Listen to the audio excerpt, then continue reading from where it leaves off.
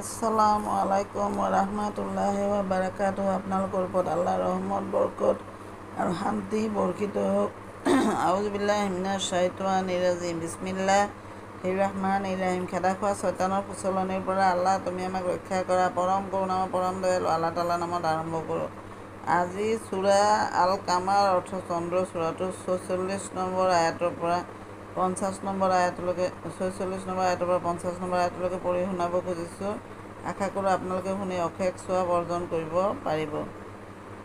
আচলতে কিয়ামত সিহঁতৰ শাস্তিৰ নিৰ্ধাৰিত সময়, আৰু সেয়া অতি ভয়াৱহ আৰু তিক্তকৰ মুহূৰ্ত।